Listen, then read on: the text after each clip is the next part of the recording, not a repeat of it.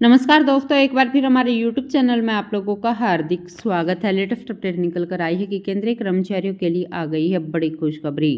केंद्रीय कर्मचारियों के ग्रेड पे में 49,420 रुपये का जोरदार उछाल। नए साल पर मिलेगा कर्मचारियों को तोहफा।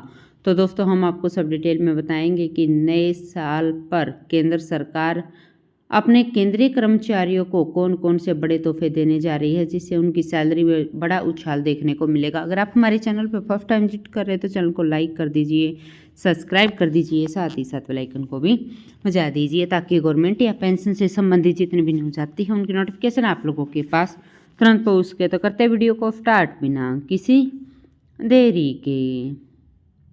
दोस्तों, केंद्रीय कर्मचारी और पेंशनर्स के लिए आ गई है अच्छी खबर। अगर साल उनकी सैलरी में बड़े बदलाव देखने को मिल सकते हैं। नए साल में नए सिरे से कर्मचारी का महंगाई भत्ता बढ़ेगा। वही सरकार अगले वेतन आयोग पर भी नई अपडेट दे सकती है।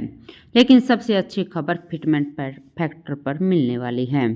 पहले बात महंगाई भत्ते की करते हैं। AICP इंडेक्स की अब तक के आ गई आंकड़ों से यह इशारा मिल रहा है कि अगली बार महंगाई भत्ते में 4 या 5% की बढ़ोतरी देखने को मिलेगी, जिससे हाई सैलरी ब्रैकेट वाले कर्मचारी को 20,000 रुपये से ज़्यादा का इजाफा मिलेगा, जिससे 1 करोड़ से ज़्यादा केंद्रीय कर्मचारी और पेंशन भोगियों को लाभ होगा।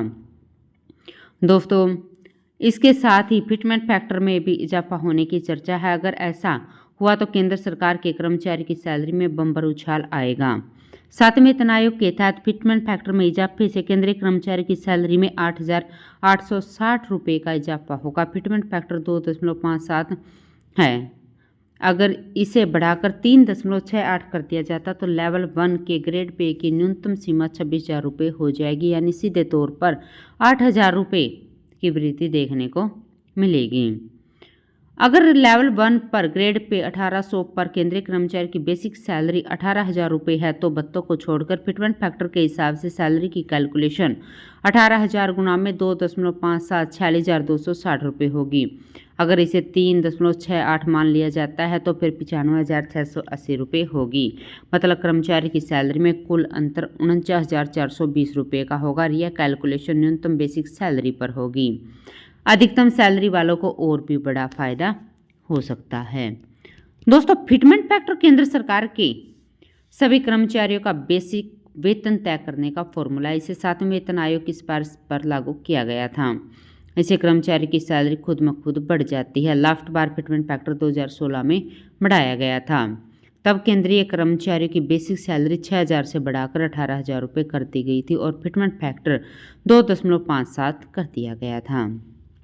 दोस्तों, केंद्रीय कर्मचारी की सैलरी तय करते समय भत्तों को छोड़कर यात्रा भत्ता, हाउस रेंट अलाउंस, महंगाई भत्ता सब आते हैं। कर्मचारी की बेसिक कंपोनेंट को फिटमेंट फैक्टर के 2.57 से गुणा करके निकाला जाता है।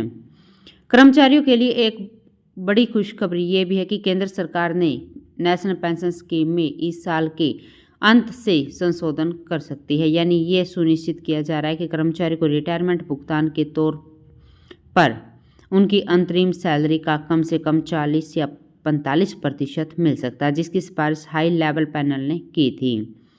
मीडिया रिपोर्ट के अनुसार इस मामले से जुड़े 2 अधिकारियों ने बताया कि फिलहाल इस मामले पर विचार किया जा रहा है।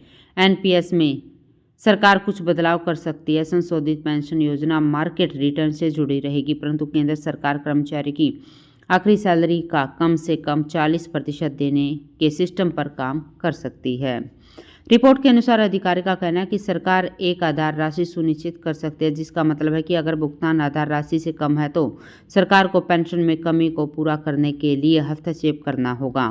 फिलहाल कर्मचारी औसत 36% से 38% के बीच रिटर्न मिलता है।